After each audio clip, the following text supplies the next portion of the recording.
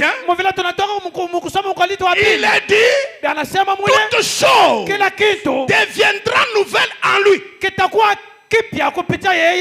Il devient une nouvelle créature. Il reçoit une nouvelle identité. Vous savez, la plus grande victoire que nous avons connue dans l'histoire de l'humanité, il y a eu beaucoup de vainqueurs. Il y a eu beaucoup qui ont remporté des prix victorieux. Des grands guerriers comme David. Il y en avait autant qui ont remporté des victoires et des victoires. Mais je vous dis, il y a quelqu'un qui les a tous surpassés, qui a remporté la plus grande victoire. Celui-là c'est qui? C'est le Seigneur Jésus-Christ. Il a remporté la plus grande victoire. Oh, aujourd'hui, nous sommes les produits de la victoire de Christ. À partir de la victoire de Christ, on peut nous appeler des croyants, on peut nous appeler des frères, on peut nous appeler des chrétiens, parce qu'il y a quelqu'un qui nous a représentés. Nous avons la vie par représentation. Alléluia. Amen. Alléluia. Amen. Même si ce matin tu avais commis le péché, je te dis, il y a quelqu'un qui t'a représenté. Tu n'es plus pécheur, tu n'es plus pécheur, tu as la vie éternelle. Oh, nous avons la vie éternelle par représentation. Grâce soit rendue à notre Dieu pour le Seigneur Jésus-Christ. Est-ce qu'on peut prendre la communion du 18 avril 57? Découvrons un peu la plus grande victoire que Christ a connue. Il l'a connue pour sauver l'humanité, pour ramener cet Adam qui était tombé, pour te donner ta propre identité. 18 avril 57, paragraphe 30, le prophète dit, et de savoir que, suivez très bien, et de savoir que tous les péchés,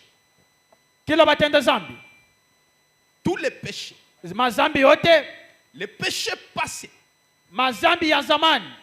le péché présent et le péché futur reposaient sur cette décision. Quelle était cette décision? C'était la décision de Christ. Il était venu dans le monde. Le prophète Branham a dit, Dieu a mis chaque personne dans le monde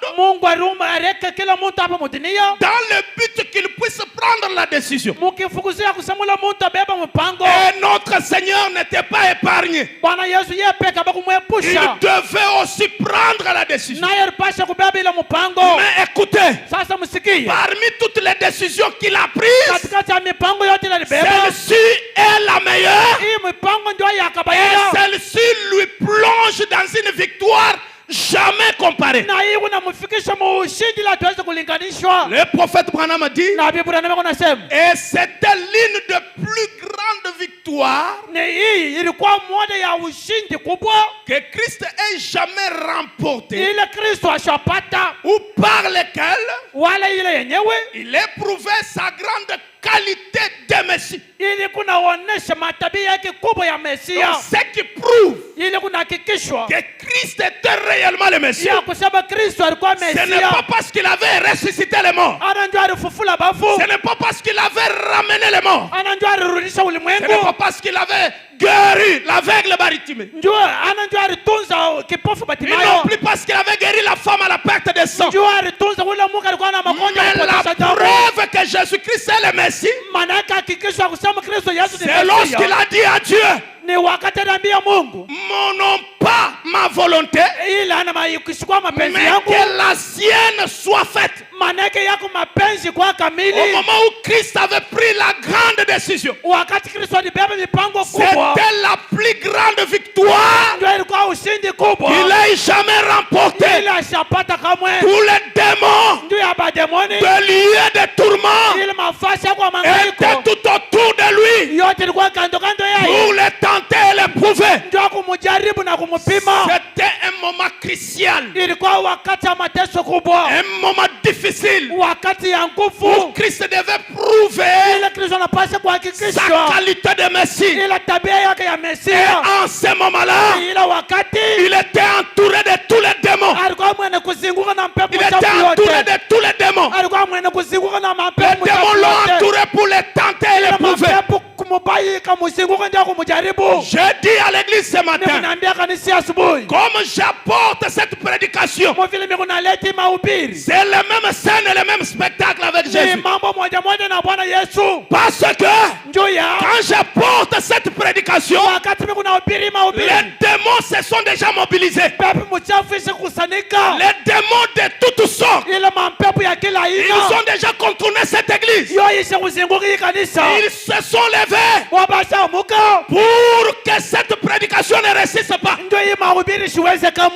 Est-ce que vous m'écoutez bien? Oh là là. Je commence à me sentir bien. Quand nous apportons une prédication telle que l'identité surnaturelle d'un croyant,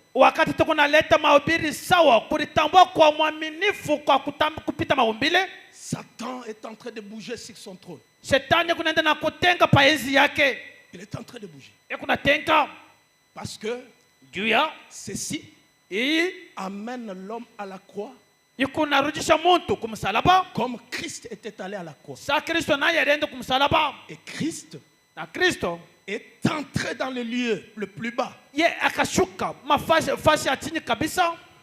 Branham a dit, c'est tout cela il le faisait pour que toi et moi nous puissions prendre sa place et que lui puisse prendre notre place. Quand nous prenons la place de Christ, nous devenons automatiquement Christ. Est-ce que l'église me saisit? Quand je prends la place de Jésus, je deviens Jésus, lui devient moi. Lui devient moi.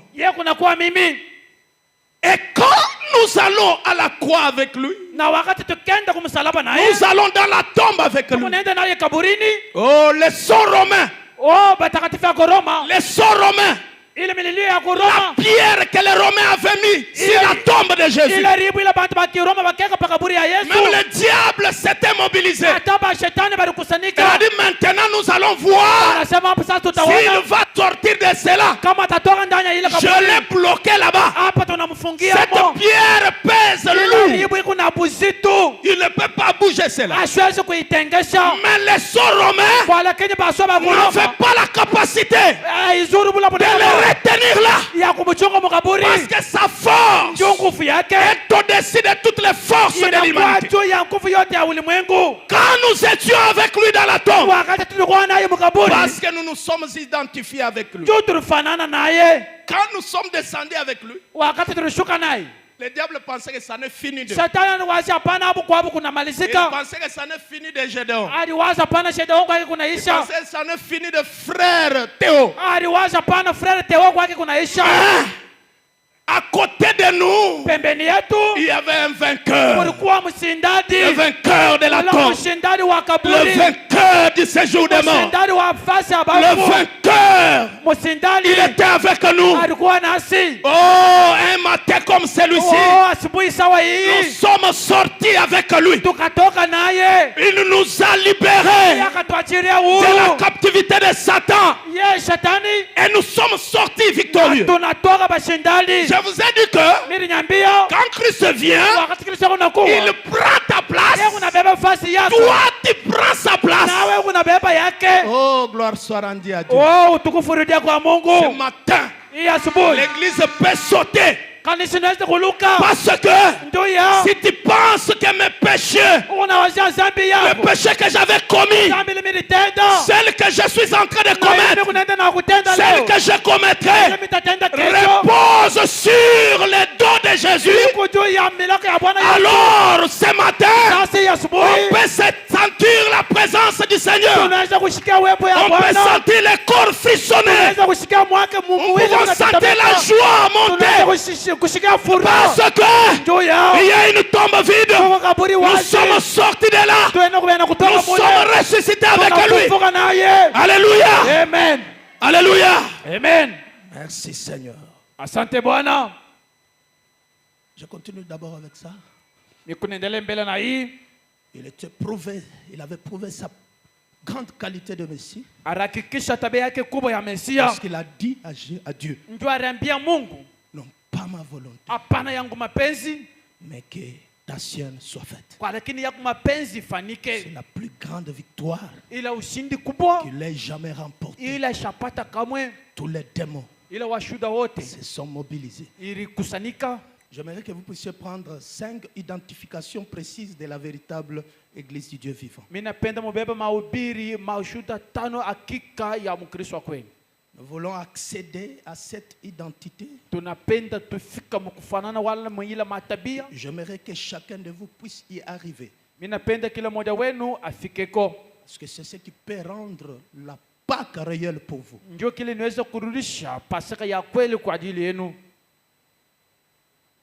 Péché le 11, 9, 60. Au paragraphe 132. Écoutez ce que le prophète dit. Pour accéder à cette identité, nous allons accéder comment? Voyez-vous? Vous n'y adhérez pas à cette identité-là. Vous n'y adhérez pas. C'est une chose mystérieuse. Vous entrez par une naissance dans le corps mystique de Jésus.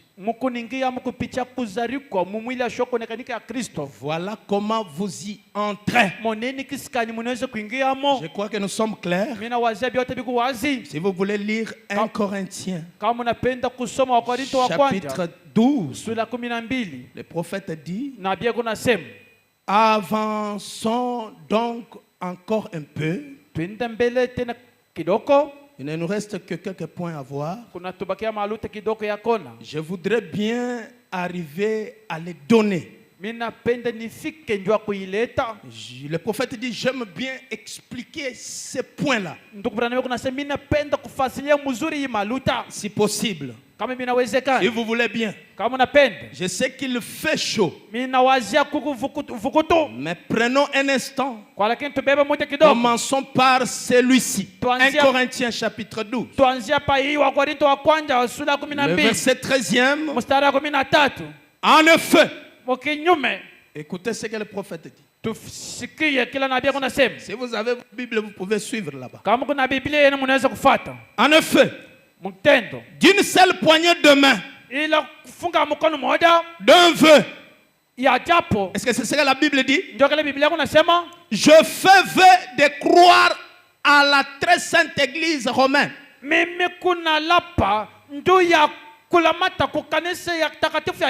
que vous y entrez par un vœu? Vous y entrez par une poignée de main? Le prophète dit, venez me serrer la main. Mettez votre nom sur le registre. D'une seule lettre. Venez par la lettre. Donc apportez votre lettre. Lettre de demande pour que vous puissiez entrer dans le corps. Pour que vous puissiez avoir cette identité. Il se pourrait que vous lisiez ça dans l'almanach des anniversaires des dames de l'âge d'or.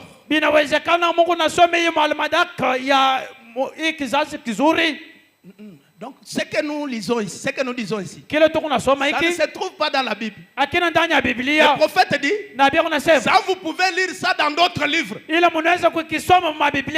Pas dans la Bible de Dieu. Oui, monsieur. Oui. Nous avons tous, en effet, été adhérents. On n'adhère pas à cette nouvelle identité. On n'adhère pas dans les corps de Christ. On n'inscrit pas son nom pour y entrer. Nous avons tous été baptisés dans un seul esprit. Oh, cette théophanie. Nous avons tous été baptisés pour former une seule organisation. N'est-ce pas? Je crois que vous ne suivez pas dans vos Bibles. On a écrit une organisation pour faire une organisation. Mais c'est pour faire un seul corps qui est le corps de Christ. Oh, sans vous mentir, si vous entrez dans le corps de Christ, là il n'y a pas de juifs, soit des grecs, soit des esclaves, soit des libres. Et tous tous étaient abreuvés d'un seul esprit. Quand nous entrons là, les barrières tombent. Les barrières tribales tombent. Les barrières ethniques tombent. Toutes les barrières de couleur tombent. Les races tombent. Nous devenons de nouvelles créatures en Christ. Et notre identité change automatiquement.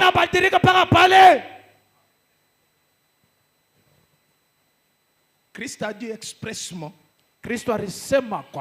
dans Jean chapitre 6, 47. Il a dit, en vérité, je vous l'ai dit, c'est lui qui croit à moi à la vie éternelle. Je l'ai dit, c'est d'une manière expressive. Non, dans des termes clairs. Christ est clair quand il parle. Il dit en vérité, je vous l'ai dit. C'est lui qui croit à moi. Ah, au temps présent. Il a la vie éternelle. C'est lui qui croit en Christ ce matin. Maintenant même. Il a la vie éternelle. Son identité change. Il retourne en Éden. Il retourne là où il pouvait maîtriser toutes les situations. Quand tu crois en Christ, tu deviens une nouvelle créature.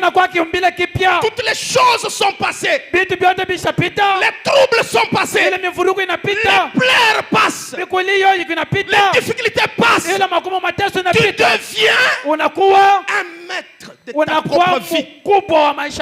Tu maîtrises la nature.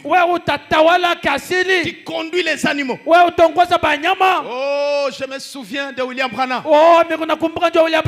Devant ce taureau qui était fâché. Ce taureau en colère. Comme il y avait un homme qui était déjà retourné en Éden. Il était face devant le taureau. Le taureau en colère. Il y avait plusieurs personnes qui étaient mortes là. Ce taureau les avait tués dans ces champs-là. Mais ce jour-là, c'était un jour exceptionnel. Il a rencontré le Créateur lui-même. Et quand ce taureau s'est vu face au Créateur, ce taureau n'a rien fait. Parce que le Créateur était là pour maîtriser la situation. Le Créateur dont je parle Je vous ai dit que vous devez pénétrer le corps. Minanyambia mnapasha kutoka ndani ya hii mwili tuko nayo. Vous devez pénétrer le corps. Tunapasha kuingia ndani ya ile mwili. Entrer là-dedans. Na kuingia mula ndani. C'est là que vous allez trouver la théophanie. Ndio mula mtapata mwili ya shoko théophanie. Na ule mwili c'est le Saint-Esprit qui est ici présent. Ni Roho Mtakatifu mwenye kuwa hapa sasa. Si tu as la théophanie en toi. Na kama kuna Roho Mtakatifu ndani mwako. Si tu as le Saint-Esprit en toi. Ule Roho Mtakatifu ndani mwako. Je te dis tu vas maîtriser toute situation. Mimi kuna kuonesha utatawala kila jambo. Le prophète a maîtrisé les taureaux. Nabii akatawala ule ngombe dume. Le prophète dit nabii kunasema par l'amour kupitia mapendo on peut maîtriser toute situation. Tunaweza kutawala kila kitu. N'importe quel ennemi qui peut venir devant aizuru adui anaweza kuwa mbele yako. Si nous pouvons user de l'amour. Kama tunaweza kuwa na mapendo. Aimez-vous les uns les autres. Mpendeni pamoja na bengine. Aimez même vos ennemis. Mpenda hata adui penu. Si nous arrivons à ce point. Na hivi tukifika mwila luta ya vile. Je vous dis que la création a changé. Mimi najua maumbile itabadilika. Le prophète a dit non. Nabii akasema hapana. Pardonnez-moi, je ne suis pas venu te déranger. Mwenyeremu mimi siko hapa ndio kukuzuiza. Je suis en train de passer. Mimi kuna pita lwangu pour un service divin. Ndio kwenda kutenda kazi ya Mungu. Et les taureaux. Na ula ngombe ya makali. A rebours sèche. Ye akarudi munjia yake. Le créateur était là. Mumbadi alikuwa pale. La divinité dans un homme. Mungu ndani ya mtu. Alléluia. Amen. Ça c'est une nouvelle identité. Hapa bunakuwa bumuntu bupya. Les choses anciennes sont passées. Bitu bya zamani bisha pita. Quand nous vous regardons, wakati nous ne vous connaissons pas selon la chair. Amulitambua kupitia mwili. Si vous me connaissez selon la chair, kama unajua kupitia mwili, aujourd'hui changez d'avis. Leo badilisha kwa na kwako. Ne me connaissez pas selon la chair. Mais pénétrez au-delà de la chair. Voyez qu'il y a la gloire de Shekinah. Le Saint-Esprit de Dieu. Et c'est ce qui parle ce matin. Vous savez que le ministère d'aujourd'hui a changé l'identité des gens. Mnajua huduma ya leo ishabadilisha mtu wa watu. Prenez l'ange du Seigneur. Mchukua mahubiri malaika wa Bwana. Prêchez le 18/7/51. Yanakubiri tarehe 18 mwezi wa 7 mwaka 2051. Les ministres ont changé les identités des gens. Leo makanisa inabadilisha mtu wa watu. Point 11. Aya 11. Écoutez ce que le prophète dit. Tufuateni kile nabii anasema. Aujourd'hui, leo nous disons, tunasema, quel miracle. Oh, miujiza gani? Nous allons à l'église. Tunaenda mkanisa. Nous payons nos dîmes. Tunalipa ya kumi yetu. Nous traitons bien nos voisins. Sisi na bajirani tunatenda mzuri. C'est merveilleux. Ni bizuri vyote vile. Mais kwa lakini ce n'est pas ça dont Jésus parlait. Anajua ile Yesu anaanza kusema. Jésus a dit, Yesu alisema, voici les miracles qui accompagneront ceux qui auront cru. Mutazame miujiza ile itasindikiza wale batamini. À mon nom, ndani ya jina langu, ils chasseront les démons. Batafukuza mapepo mchafu. Ils parleront de nouvelles langues. Batasema maluka mipya. S'ils saisissent des serpents, kama banakamati manyoka, ou boivent quelques breuvages mortels, banakula kiakula kibaya, ils imposeront les mains sur les malades, batashika mikono bagonjwa, et les malades seront bagonjwa batatuziwa, les malades seront guéris. Bagonjwa batasikia mzuri. Ce sont là le miracle dont Jésus parlait. Ces miracles ici ne sont pas donnés à une catégorie de gens. Ces miracles sont pour chaque croyant. Ce n'est pas seulement pour les pasteurs Gédéon ou bien pour les pasteurs Simon Pierre. Mais toi tu es là, tu es un croyant. Des choses doivent t'accompagner. Lisons, notre ministère a changé cela. Et on a dit, notre ministère a changé cela. Les ministères des gens ont changé la chose. On a dit, oh, voilà un vrai croyant. Je vous assure, il aime le Seigneur, il fréquente l'église, il traite bien ses voisins. C'est ce que nous disons. Donc comme tu viens tous les jours à l'église, il y a un croyant. Tu traites bien tes voisins. Tes dîmes et tes offrandes. Le prophète dit, ça, ce sont juste des actes moraux. Le Saint-Esprit dans l'homme démontre la puissance du surnaturel.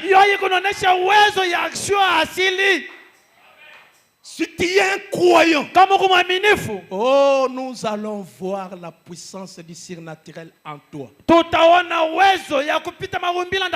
C'est ce qui fait de lui un croyant. Voilà comment nous pouvons reconnaître un croyant. C'est Dieu confirmant qu'il est un croyant. Ce n'est pas moi qui te confirme que tu es un croyant. Ce n'est pas quelqu'un d'autre qui dit que toi tu es un croyant. Mais Dieu lui-même doit te confirmer. Dieu doit te confirmer. Si nous regardons dans l'église ce matin, nous voyons la confirmation de Dieu dans ta propre vie. C'est ça qui peut nous prouver que tu es croyant. Ce n'est pas parce que tu paies ta dîme. Ça, ce sont des actes moraux. Jésus a dit, voici les miracles qui accompagneront ceux qui auront. Chaque personne qui croit, il doit avoir cela. Amenez-moi un peu. Dieu amène son église à la perfection.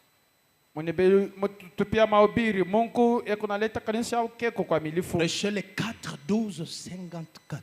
Vous savez, il y a un livre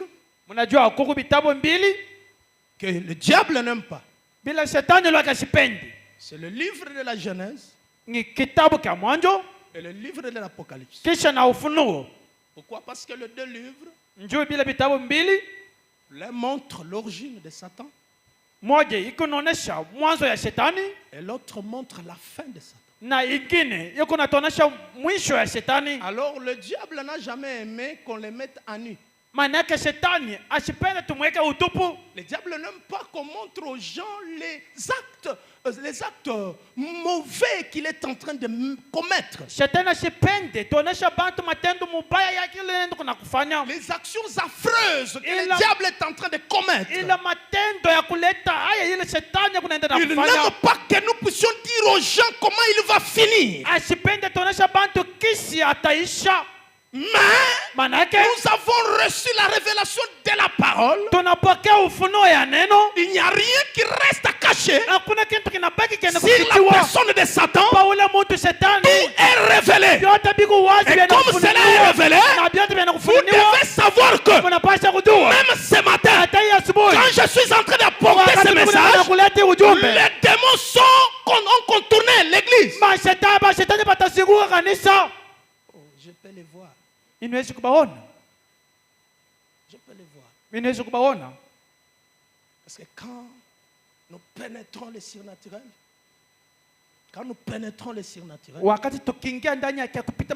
nous voyons les choses que les autres ne voient pas. Le diable n'a jamais aimé. Lisons. Paragraphe 19. Les pentecôtistes ont reçu le baptême du Saint-Esprit. Est-ce qu'il y a quelqu'un qui a déjà reçu le baptême du Saint-Esprit ici? Que Dieu vous bénisse. Maman, toi non plus. Hein? Tu n'as pas levé la main. Ah, vraiment, c'est triste. Je pose encore la question. Est-ce qu'il y a quelqu'un qui a déjà reçu le baptême du Saint-Esprit? Manifestez cela par la main. Que Dieu vous bénisse. Applaudissez pour vous-même. Les pentecôtistes aussi, ils ont reçu le baptême. Et c'est là le fait participer à la communion. Et cela les met en harmonie avec Dieu. Nous parlons de pentecôtistes, des fils et des filles de Dieu, mais de nouveau. Ce sont les pentecôtistes dont nous parlons. Mais écoutez, c'est que enseignez-leur la Bible, ils vont croire la Bible. Si vous leur enseignez la Bible, kama unawafundisha Biblia, c'est la vérité. bataluka ni kweli. C'est la vérité. Ni kweli. Ça c'est vrai. Hii ni kweli. Mais sasa la chose qu'ils oublient, c'est qu'ils sont. Manake beko na saulika kila beko. C'est là qu'il y a des problèmes. Ndio pale penye beko mambo. Tu peux recevoir le baptême du Saint-Esprit. Unaweza kupokea ubatizo wa Roho Mtakatifu. Tu es né de nouveau réellement. Unazalika jipya vya kweli. Mais le problème, sasa mambo, tu oublies ton identité. Unasabu muntu bwako. Ils se disent. Beko nasema. Eh bien. Na mzuri. Je ne sais pas. Mimi sijue. Oh mon frère. Ndugu. Vous qui êtes né de nouveau. Mwebe na kuzalika jipya. Vous êtes des fils et des filles de Dieu. Écoutez. Ego à Jésus-Christ. Ego. Je ne sais pas si quelqu'un peut me définir l'ego, c'est quoi. Quand nous disons que vous êtes égaux, c'est-à-dire sans les moindres détails, vous êtes comme la personne dont vous êtes égaux. Oh, ce matin, l'église, vous devez recouvrir votre nouvelle identité. Christ et vous, vous êtes la même personne. Alléluia. Amen. Alléluia. Amen. Surtout quand vous êtes assis dans sa présence. Oh là là. Écoutez. Écoutez, quand nous commençons à dire ça, c'est ce qui met le diable en colère. Quand nous disons que aujourd'hui Dieu est devenu un homme, le diable se met en colère. Mais la Bible dit que vous êtes des dieux. Vous êtes des dieux. Là où vous êtes avec Dieu, il n'y a pas la moindre différence. Le prophète dit, le diable se met en colère. C'est laisser l'église de Dieu comprendre qui elle est. Quand nous laissons l'église comprendre qui elle est, le diable se met dans tous ses états. Il se met dans tous ses états. Et il m'attend à la porte. Quand tu vas sortir, tu vas me voir. Mais grâce soit rendue à notre Dieu. Il nous a donné la victoire en Jésus. Le diable n'a pas la force sur nous. Car nous avons été baptisés dans un même esprit pour former le même corps. Le même corps mystique de notre Seigneur Jésus-Christ. Oh, est-ce qu'on peut applaudir très fort? Vous savez ce que vous êtes maintenant? C'est que nous regardons que vous êtes. Ce n'est pas ce que vous êtes. Mais vous êtes quelque chose d'autre. Vous êtes quelque chose d'autre. Pale tunakuangalia sana frère Théo. Anakalaka hivi. Anakala na mencho munene, anakala hivi. Donc quand nous regardons, ce que vous êtes là, ce n'est pas ce que vous êtes. Mais vous êtes quelque chose d'autre. Donnez-moi Hébreux chapitre 2, deuxième partie. Verset le 25 août 57.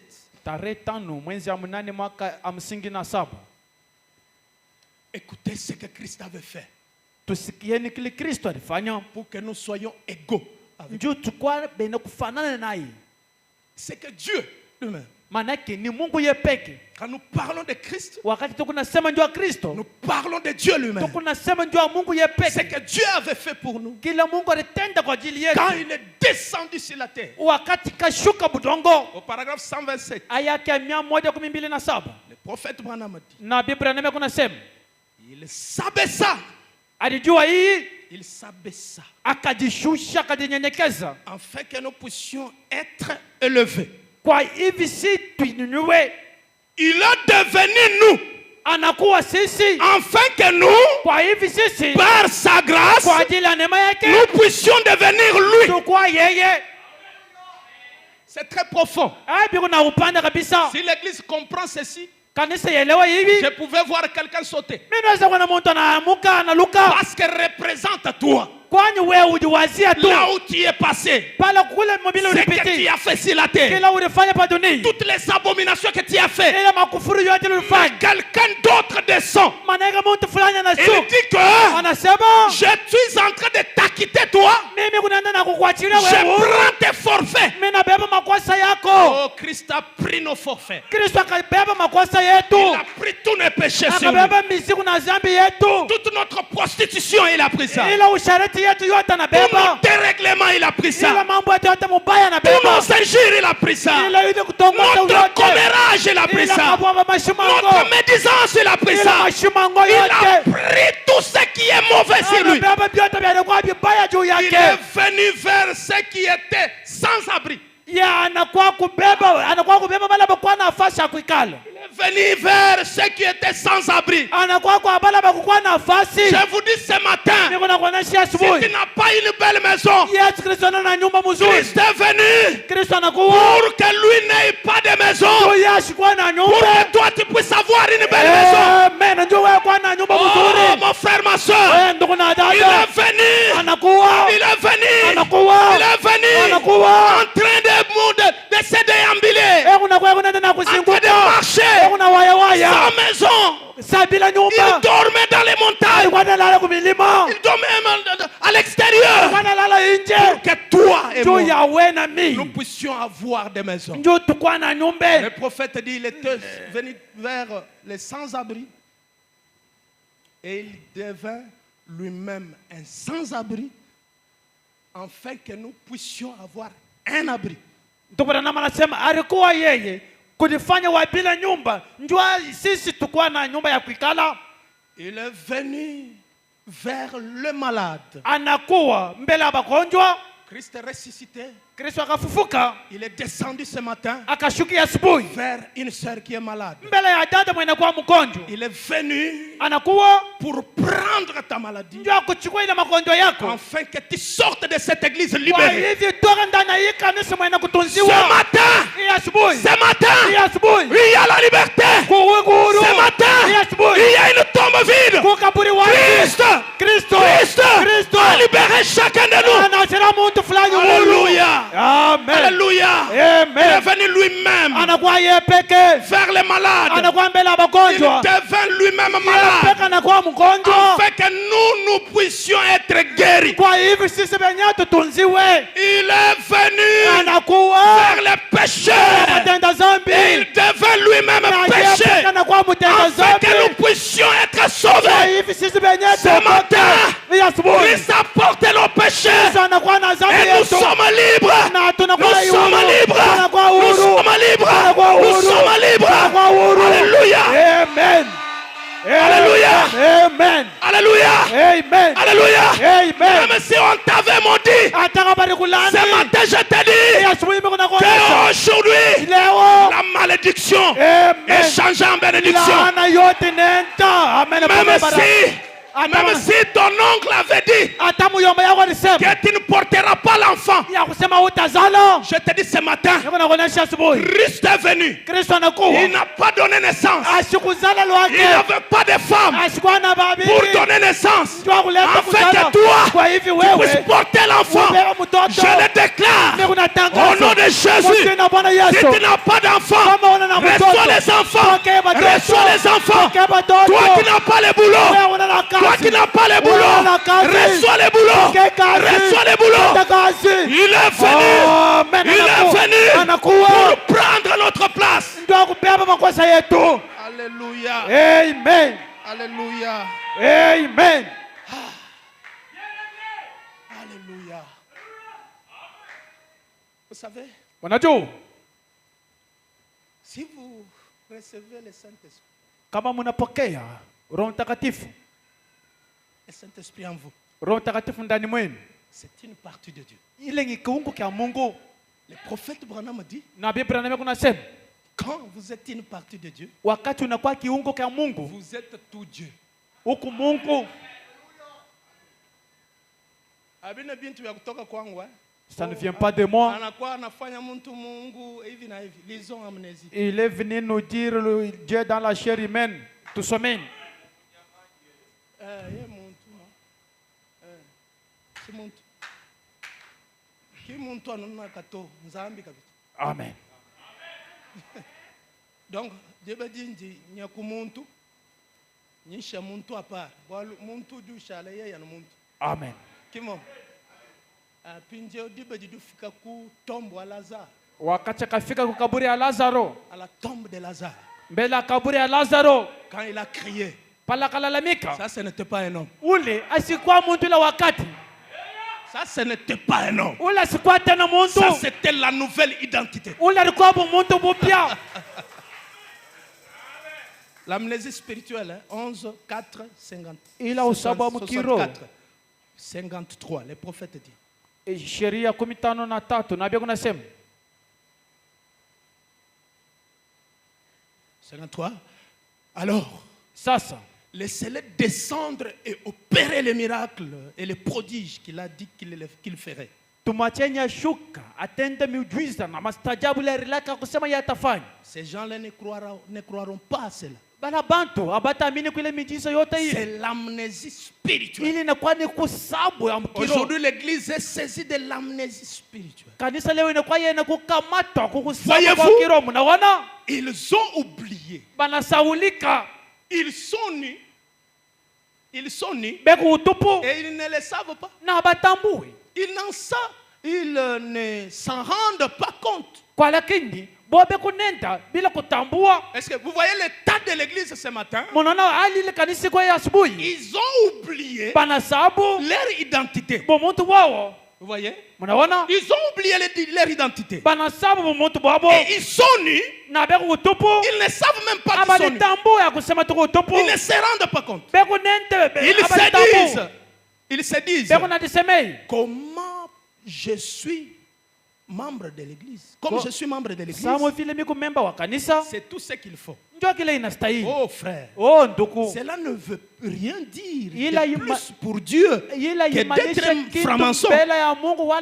franc-maçon. Donc quelqu'un qui dit qu'il est membre de l'église, c'est tout ce qu'il peut être. Il n'est pas différent d'un franc-maçon. Muntu anaweza kulisema tu mimi kutu member wa kanisa ula chatana na muntu mwenye kwa flamason ou quelqu'un d'autre wala muntu fulani ou appartenir à n'importe quelle loge wala kwenda kujunganisha kwa kundi fulani. Appartenir à une église, cela ne veut rien dire pour Dieu. Wala kwa member wa kanisa fulani ila kimaanisha kitu kama Mungu. Vous devez être de fils et de filles de Dieu. Mnapaswa kuwa watoto wanaume na wanawake wa Mungu. Vous devez naître de nouveau. Mnapaswa kuzalika jipya. Et Dieu est la parole. Lorsque je suis devenu une partie de mon père, je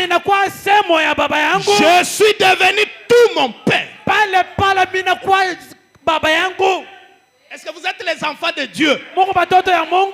Tout ce que Dieu est, vous l'êtes ce matin. Oh, c'est là que je suis venu vous dire. Ne l'oubliez pas. Ne l'oubliez pas. Que tu sois devant n'importe quel problème, que tu sois devant la maladie, recouvre ton identité et dis à ta maladie, quitte là-bas. Vous savez, ce qui nous plonge dans le troisième poule, c'est ça ce que je suis en train de vous parler. Et nous sommes dans l'âge du troisième poule. L'âge de la perfection. Quand quelqu'un devient parfait, alors il peut parler. Lorsque je suis devenu une partie de mon père, lorsque vous devenez une partie de Dieu, vous devenez Dieu dans la plénitude. C'est fort, hein? Dieu dans la plénitude. Ce n'est pas moi qui ai écrit. La plénitude de la divinité repose en vous ce matin. Alléluia. Amen. Dans la totalité qualité de sa parole, vous la croyez dans toute son entièreté. Le prophète parle de l'amnésie spirituelle. N'oubliez jamais ce que je vous dis. La foi parfaite. Prêché le 25 août 63.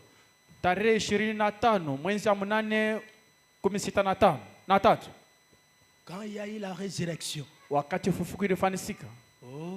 c'est le sceau véritable de Pâques. Paragraphe 113. C'est ainsi pour tous les croyants. Hein? C'est ainsi pour tous les croyants. Ils sont des mystiques. Ils sont mystiques. Les gens ne comprennent pas parce qu'ils vivent dans un monde à eux. Ce matin, je peux être à cette heure en train de vous parler. Mais je vous dis que je ne suis pas ici. Je suis ailleurs. Parce que quand je suis ici, je suis représenté quelque part encore. Ce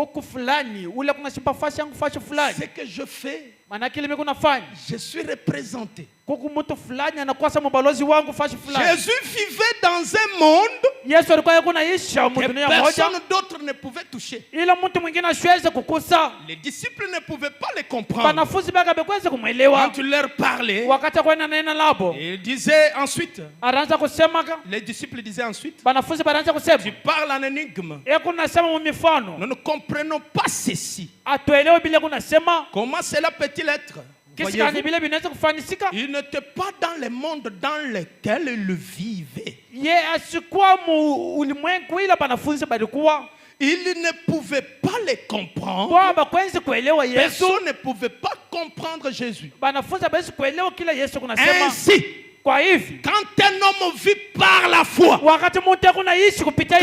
homme devient croyant, le prophète dit, marche par la foi. Je veux dire la foi en tant que substance. Ce n'est pas n'importe quelle foi. Ce n'est pas n'importe quelle foi. Quand vous commencez à vivre à la foi comme une substance, l'impossible devant vous devient possible. Quand la foi est devenue substance dans la vie de Pierre, l'eau a changé de qualité. L'eau qui était liquide est devenue une substance. Vous voyez un peu ça? Donc quand la foi devient substance, vous touchez la chose dont vous avez besoin. Et vous pouvez témoigner que Christ m'a donné la chose que j'avais besoin. Si vous avez besoin du mariage, dès ce matin, vous allez témoigner que j'ai une femme à côté de moi. Donc la foi devient quelque chose de matériel. Quelque chose que vous pouvez toucher, de réel. Vous avez besoin de la guérison. Ce matin, même quand vous êtes assis, la foi devient une substance. Vous pouvez toucher votre guérison. Oh, si tu sors d'ici malade, c'est ton problème. Si tu sors d'ici avec ton problème, c'est ton problème. Mais j'aime que tu sors de cette porte et il y a un nouveau témoignage. Oh, quand quelqu'un vient à Christ, il ne retourne pas la même personne. Quelque chose doit se passer. Vous êtes venus à Christ ce matin. Ne retournez pas avec vos problèmes. Recevez vos besoins. Recevez la liberté. Recevez cela au nom de Jésus. Alléluia. Alléluia. William Branham a dit, il n'y a que des choses qui se passent quand nous venons à Christ.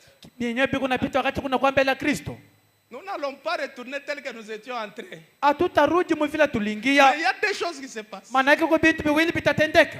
La première chose, Kitu cha kwanza, tu vas retourner pire que tu étais entré. wewe utatoka na makumu yanakongozeka kupita na mvile ulikuya. Donc tu étais venu avec de moindres problèmes. Ulikuwa na tumambo kidogo, Mais tu retournes avec un sac. utarudia na kifurushi cha mambo. Parce que tu ne peux pas retourner tel que tu étais entré. Wewe huwezi kurudia mvile ulikuya. Tu dois retourner avec quelque chose. Unaweza kurudia na kitu Et fulani. ce matin, Na hii asubuhi tu dois retourner avec quelque chose. unapaswa kurudia na kitu fulani. Parce que Juu ya Jésus Yesu n'est pas dans la tombe. ana mukaburi. Il est ressuscité. Asafufuka. Il est ressuscité Asafufuka. pour te libérer. Amen, ndio La kuachilia deuxième huru. chose, Kitu cha pili, William Branham a William dit, Branham anasema tu dois changer.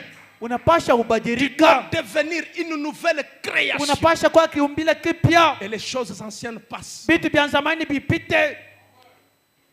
Le prophète dit, Nabii anasema la foi en tant que substance, il est isolé du monde entier et devient une nouvelle créature en Christ. imani itakuwa kitu kia kupapasa na kitakuwa palwake kinakuachana vitu vya Maintenant, dunia. Sasa vous arrivez dans la matière de l'épouse. munafika sasa mu Ça, c'est bintu la vya bibi matière de harusi. l'épouse. Ibi ni bintu vya bibi harusi. Ça, personne ne peut comprendre. Ibi mtu mwingine hasiwezi kubielewa. Ce n'est que l'épouse qui peut. Paka bibi harusi yeye pekee. Parce que l'épouse, Ndio bibi harusi. à l'absence de l'époux, Wakati mume anako, il a toute l'autorité de l'époux sur lui. kuna mamlaka ile mume wake alikuwa nayo. Il agit comme l'époux agit. Kuna tenda sawa mume alikuwa kuna tenda. Voyez-vous? Mnaona? Et maintenant, Na sasa vous arrivez dans la condition nécessaire munafika mwali kuna pendeza pour l'enlèvement. ndio ya kunyanyuliwa. Cela vaut pour chacun d'entre nous, Ile itatendeka itakuwa mzuri pas kwa kila mmoja seulement pour wetu. les pasteurs, Ana paka ndio pastori, les diacres, wala ndio bashemashi, ou les wala administrateurs. bazamiri. Cela vaut aussi pour les laïcs, Ile ndio kunjua baaminifu pour wote. chaque individu Ndio kila mtu qui marche ule dans un monde avec kunatembea Dieu mudunia seul. na Mungu yeye pekee. Vous êtes baptisés dans ces royaumes. Mungu bena kubatizia mwile ufalme. Une fois que vous êtes baptisés dans ces royaumes, Wakati unabatizia mwile ufalme, vous avez acquis une nouvelle identité. paka pale Et il n'y utapata a mtu personne mpya là na ule mtu si ce n'est vous et Dieu. anakuwa Mungu, ana tena wewe ni Il Mungu. donne les ordres et vous les exécutez. Na yeye kunaleta mashuti na mwe kunaitumikia. Vous voyez un peu ça? Mnaona ile? Oh. Vous savez, ce matin, Mnajua hii asubuhi ce que le diable essaie de faire, kile shetani anapenda kufanya c'est vous effrayer. ni kukukamatisha woka. Vous avez peur. Kuna woka Vous êtes venu avec un problème, kwa na mambo fulani, mais vous avez peur maana yake kuna boka de ce problème-là. ndio ya ila mambo. Je prends Jarius et la guérison divine. Mimi nabeba mahubiri jarusha na matunzo ya kimungu. Prêchez le 26, les 16, 2, 54. 16 tarehe mwezi wa pili Au 15 na paragraphe 4. 36, le Aya prophète dit, 16 ndugu Branham kunasema si vous pouvez créer une atmosphère ce matin maintenant, kama mnaweza kumba talile fulani ya kiroho hapo sasa, pour que vous puissiez recevoir ce dont vous avez besoin. ndio mupokee kenya kila mko na kilazima. Paragraphe 36, le Aya prophète dit, 16 ndugu Branham kunasema c'est l'atmosphère. ni hali yako, Vous devez vous en éloigner, mnapasha kwenda mbali, voyez, de mnaona, cette vieille confusion. na ile mvurugo ya zamani. Vous n'allez pas vous confondre avec le monde. Aweza C'est une kujifanikisha confusion. na dunia, Ne vous comparez pas au monde. wewe usinifanikisha na dunia. Vous devez savoir que vous avez une nouvelle identité. Wewe unapasha kujua hapana ushakuwa na njia Oh, kwa mtu vais-je mpya. être? Mimi naweza kuwa, Tu dis, vais-je être? mimi napenda kuwa. Vais-je être? Mais nous, William pourquoi? Branham refuse ce mot-là. Ndugu Branham kuna katala ile misemo ya vile. Tu veux être chrétien. Unapenda kuwa Mkristo, Tu veux être boss. unapenda kuwa boss. Tu dois dire que je suis boss. Wewe biko bizuri useme mimi ku boss. Tu dois dire que je suis chrétien. Unapasha kusema mimi ku Mkristo. Vais-je être croyant? Oh, mimi napenda kuwa Mkristo. Le prophète dit, Na bia kunasema, vous avez peur. Mungu na boka. C'est ça le problème. Ndio pale pe mambo. Vous serez en train de fuir. Je saute un peu ça. Le Niko na luka prophète beliki. explique. Je prends Là où il dit, la première chose. Oh oui. Logeten. Quelque chose. Vous voyez? Vous vous tenez la main. Voyez-vous? Le prophète dit, il dit que vous, quand vous êtes en train de frire certaines choses sur le feu avec l'huile, et que l'huile tombe sur votre main. Si vous êtes croyant, qu'est-ce que vous allez faire?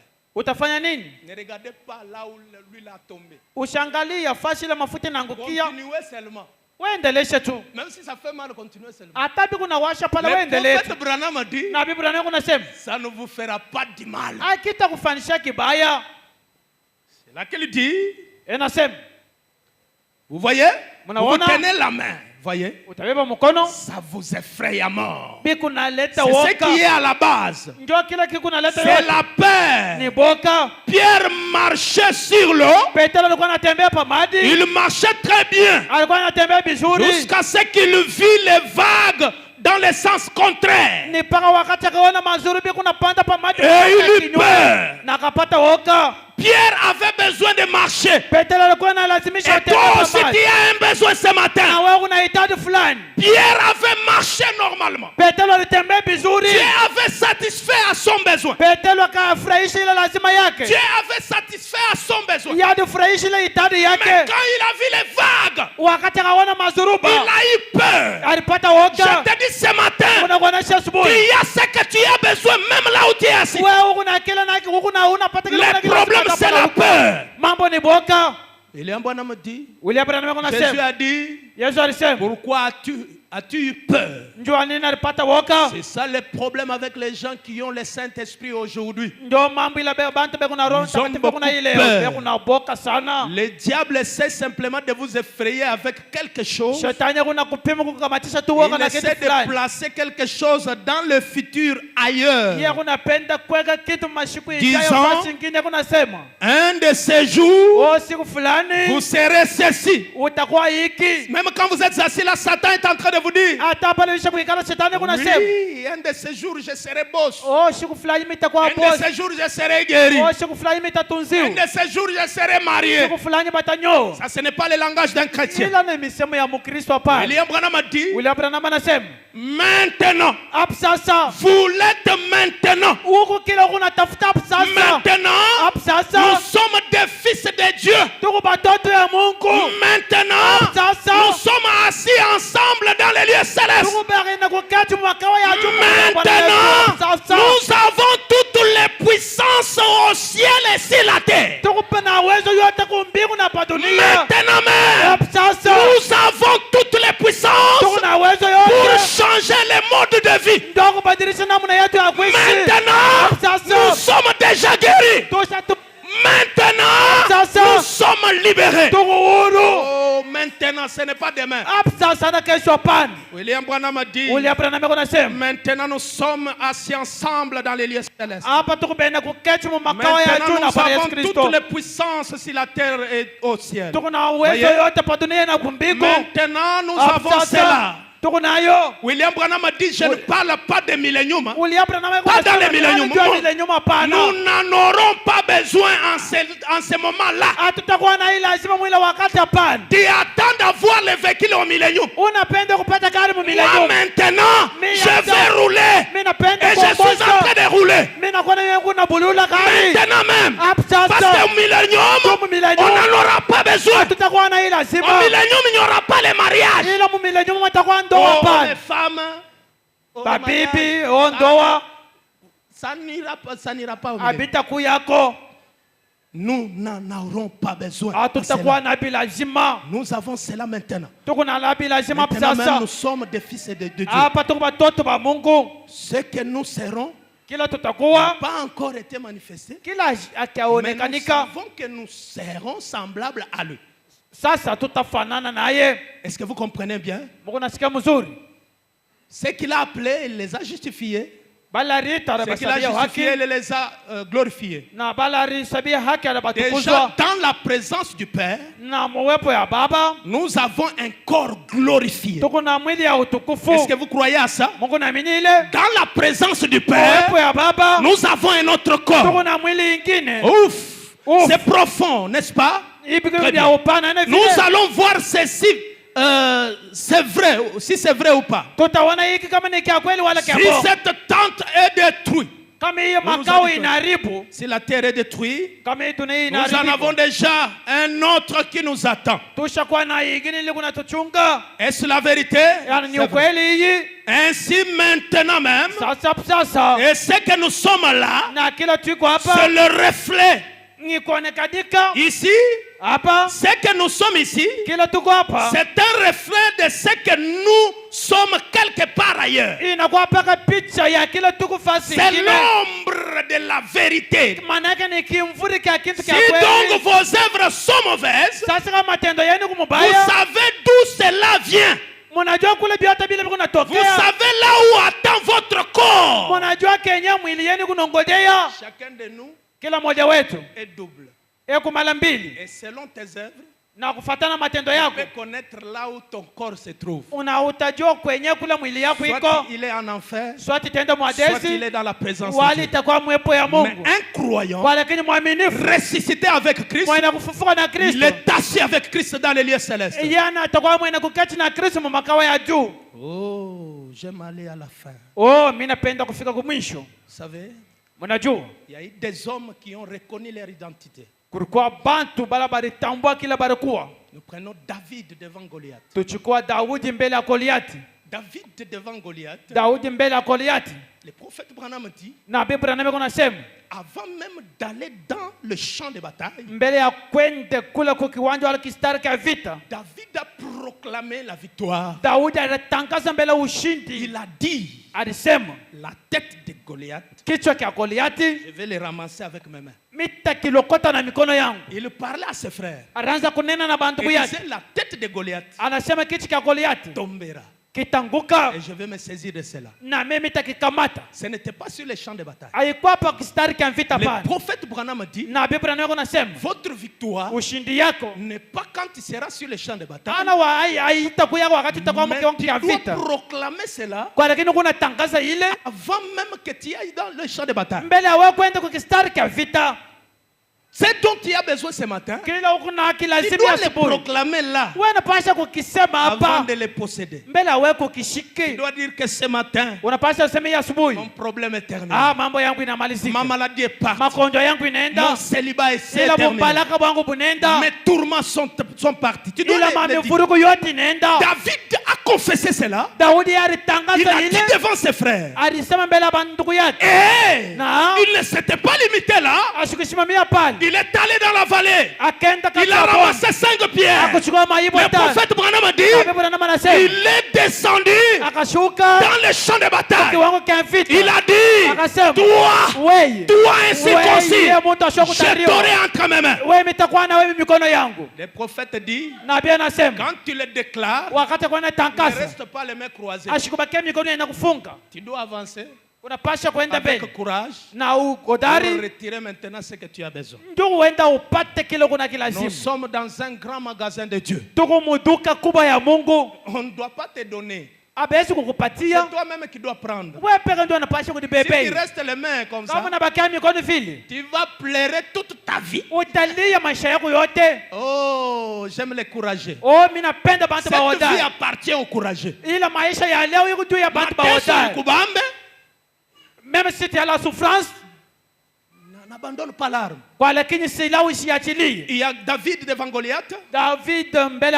Josué devant les Amoréens. Le prophète Branham a dit, Dieu lui avait donné la commission. Et il savait ce qu'il est. Il reconnaissait son identité. Il n'avait pas devant l'ennemi à pleurer. Les Amoréens viennent nombreux. Qu'est-ce que je dois faire? Regardez, le soleil est en train de partir rapidement. Il y aura le coucher du soleil bientôt. Il n'avait pas à pleurer. Le prophète dit, même là, il n'avait pas beaucoup prié. Ce matin, je n'aime pas que vous puissiez prier. J'aime que vous puissiez parler. Oh, Josué a reconnu son identité. Il a dit, Dieu m'a fait un conducteur. Je dois assurer le but pour lequel Dieu m'a établi. Soleil, arrête-toi, arrête-toi. Il n'a pas dit, j'aime que le soleil s'arrête. Je dois aller d'abord faire les jeûnes de 40 jours. Non, je dois aller d'abord prier toute la nuit. Si je verrai le soleil s'arrêter. Eliab a dit, il a reconnu. Il était dans le poste du devoir. La seule chose à faire, soleil, arrête-toi. Dites à ton problème ce matin de s'arrêter. Est-ce qu'il y a quelqu'un qui peut me saisir? Dites à ta pauvreté là, aujourd'hui, je t'arrête.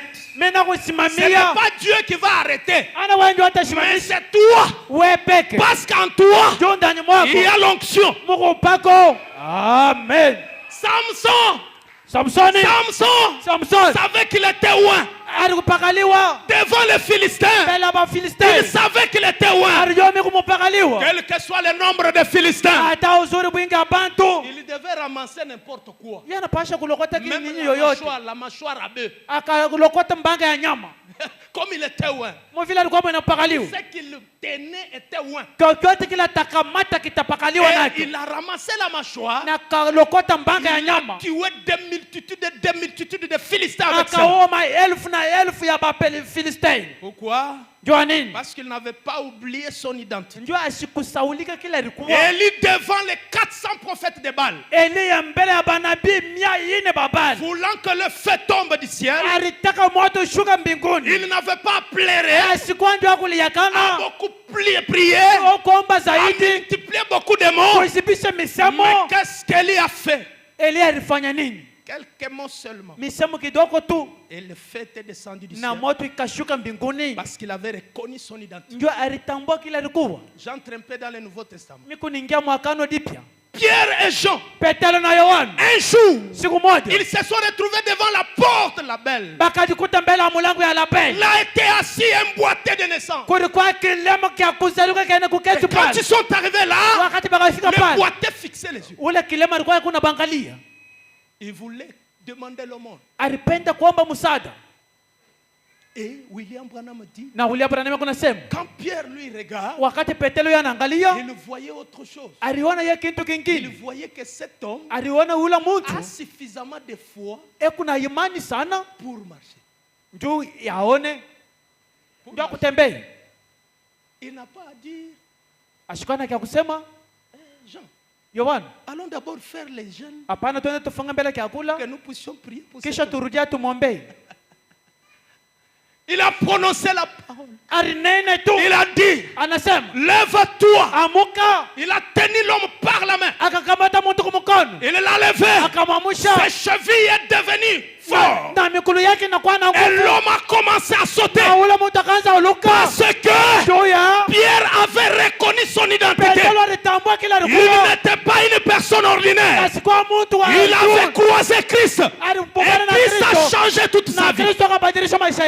Oh, si je ne parle pas de mon Seigneur, je me sentirais mal à l'aise. Oh, il y avait un jour, on a porté un garçon maniaque épileptique devant Jésus. Il tombait dans le feu. Il tombait partout. Le prophète Branham dit, Jésus n'a pas dit hélas. Attendons un moment que j'appelle le Père, qu'il puisse me donner une vision devant les problèmes. Quand tu reconnais ton identité, tu dois parler. Tu dois parler. Utanena. Jésus a parlé. Yesu akanena. Quand il s'est retrouvé devant la tombe de Lazare. Wakati akajikuta mbele ya kaburi ya Lazaro. 4 jours. Masiku 4.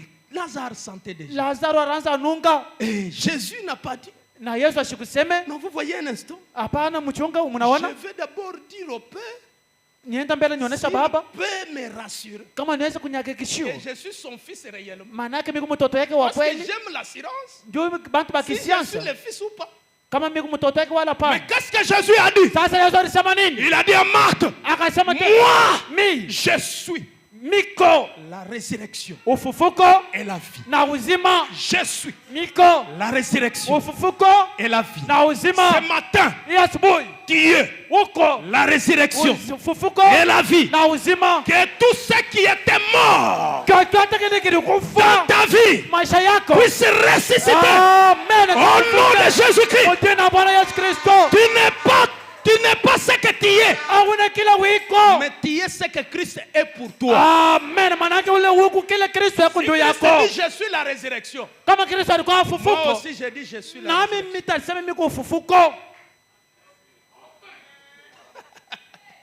Si Christ dit quelque chose, moi aussi je le dis. Devant la tombe de Lazare, il a dit, Lazaro sort. Toka. Et on a vu Lazare sortir de la tombe. Lazaro katoka. Devant les aveugles, devant les boiteux. Prenez pourquoi crier pas. Je suis en train d'aller à la fin. Je crois que je suis presque à la fin. Je dois aller presque 3 endroits et je vais terminer. Pourquoi crier pas? Prêchez le 14 juillet 63. Vous devez vous préparer entre temps pour parler. 195. Le prophète dit. Pourquoi crier parle? 195, le prophète dit. Il parle de Christ, il dit. Il parle. Il parle. Et l'aveugle vit. Les boiteux marchaient. Les sourds entendit. Les démons crièrent. Les morts ressuscitèrent. Pourquoi? Il ne pria pas jusqu'à l'exaucement. Il était où le Messie? Il était ce Messie. Est-ce que vous êtes le fils de Dieu? Vous êtes où le fils de Dieu? Devant un problème, je n'ai pas à prier. Je dois parler à mon problème. Parce que je reconnais mon identité. Il savait qui il est. Il connaissait sa position. Traduction Shekinah. Tafsira Shekinah. Non, la voix de Dieu plutôt. Il y a la voix de Dieu.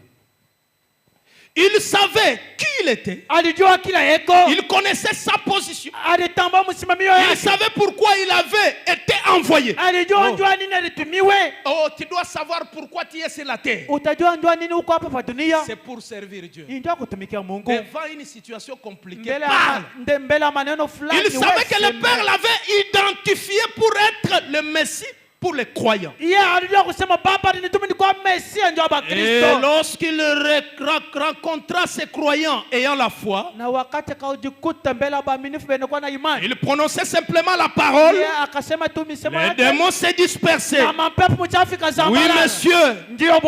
Parle. N'écris pas. Parle. Amen. Il connaissait ses droits dons. Ses droits donnés par Dieu. Mais nous pas. Lui, Jésus, il connaissait ses droits. Mais nous ne connaissons pas. C'est ce qu'il y a un problème. Il savait ce qu'il était. Nous pas. Nous ne connaissons pas ce que nous sommes. Je lis 196. Dans la même brochure. Dieu est descendu aujourd'hui Mungu anashuka au leo tabernacle déracheté maskani ya bakombolevu pour vous rappeler ndio kumikumbusha ce que vous êtes. kila mwiko. Paragraphe 196. Les Aya prophètes. 119. Il y avait même les gens dans la Bible qui avaient aussi oublié. Kulikuwa na bantu ndani ya Biblia balisabu. Mais Sasa Moïse l'avait oublié. Musa naye alisabu. Quand Moïse est arrivé Wakati Musa alifika à la mer Rouge, Kumai Mwekundu, il avait oublié son identité. alisabu kila alikuwa. Samson l'a compris. Samsoni naye akaelewa.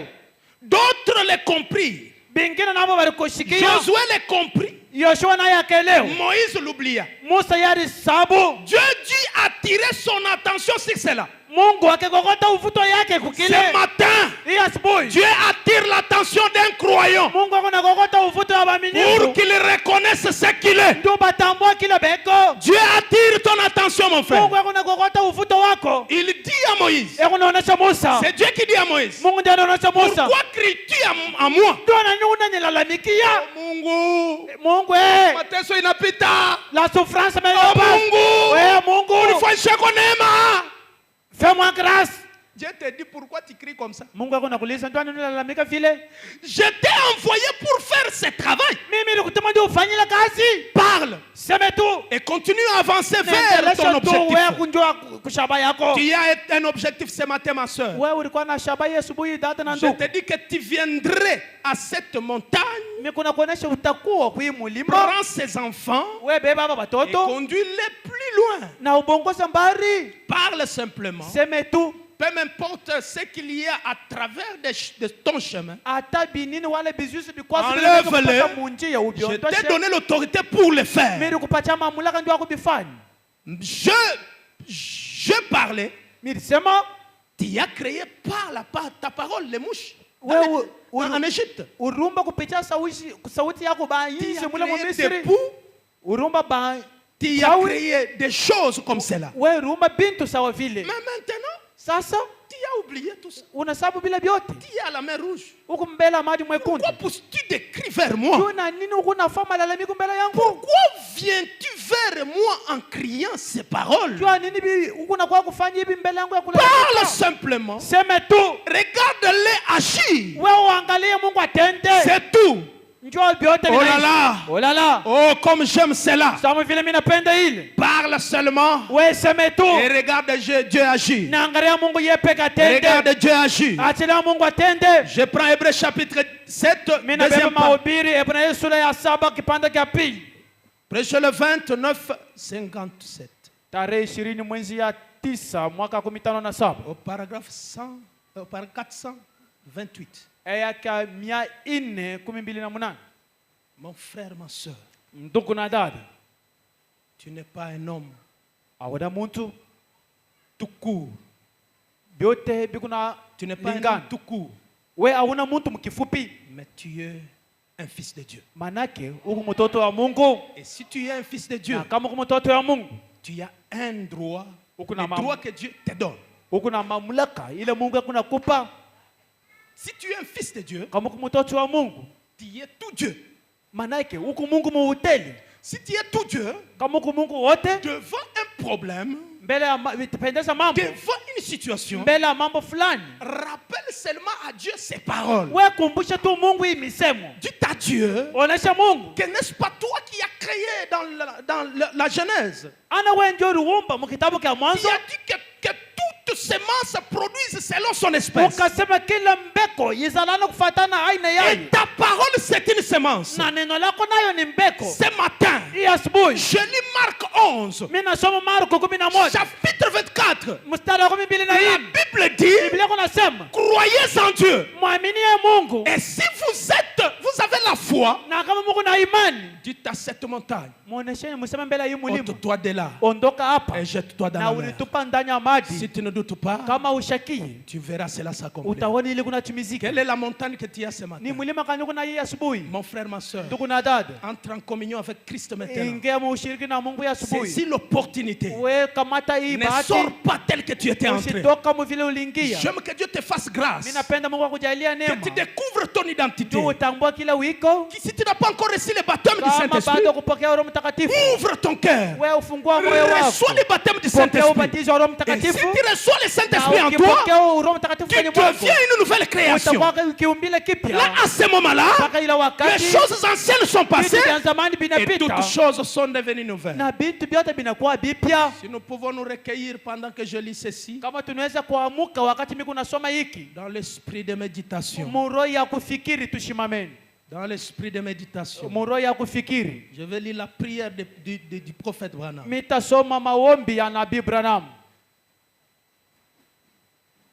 428. Je prie maintenant. S'il y a quelqu'un ici, ce matin, qui n'a pas encore jamais bu le vrai sang de l'alliance, j'aime que tu boives le vrai sang de l'alliance. Je ne parle pas de ce sang chimique, mais je parle de ce sang précieux qui est la parole de Dieu. Si tu es là, tu peux boire de cela. S'il y a quelqu'un ici qui ne sait pas ce que cela signifie, qui ne sait pas ce que signifie naître de nouveau, avoir une vraie communion avec Christ dans son cœur, lui ou elle, puisse-t-il l'accepter à l'instant. Comme nous attendons et que nous leur donnons cette occasion. Oh mon frère, c'est une journée de Pâques. Christ est ressuscité. Il doit ressusciter dans ta vie, ma soeur. Oh, si cette résurrection n'a pas encore eu lieu dans ton cœur, accepte cela ce matin. Ton identité va changer. Oh, tu ne sortiras pas la même personne. Ce matin, quelque chose doit arriver. Oh, mon frère, ma soeur, en ce jour-là, notre prière, c'est que nous ayons représenté l'évangile sous son vrai jour. Chacun de nous, ce jour-là doit représenter le message. Parce que ce message, c'est la parole de Dieu rendue manifeste dans votre jour. C'est ça même la preuve de la résurrection. Christ est ressuscité à travers de ce message. Et il vous a donné la victoire. Mon frère, ma soeur, maintenant recevez tout ce dont vous avez besoin. Soyez libres. Soyez libérés. Soyez libérés. Recevez la résurrection. Recevez le pardon. Recevez tout ce dont vous avez besoin. S'il y a quelqu'un ici dont les affaires sont bloquées, maintenant, par la puissance de la parole et par Marc 16, par Marc 11, je te dis que ton problème est terminé. Je te dis, ma soeur, que ta maladie est terminée. Ce matin, tu es libéré. Tu es libéré. Tu es libéré. Tu es libéré. Ce matin, soyez libérés. Au nom de Jésus-Christ, recevez tout ce dont vous avez besoin.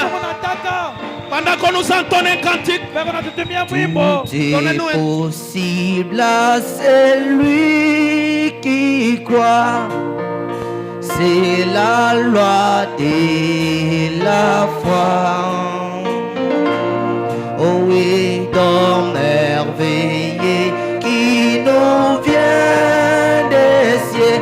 Oh oui, que connaît les cœurs. Oh oui, alléluia. Oh, Père, richesse, trésor, un cœur qui vit, c'est que Dieu dit. Sa foi vaut mieux que de l'eau. Oh oui, alléluia, Dieu l'honoré. Le béni.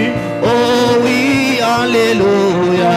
Oh, quel riche trésor, trésor, un cœur qui vit, c'est que Dieu, sa foi vaut mieux que de l'or.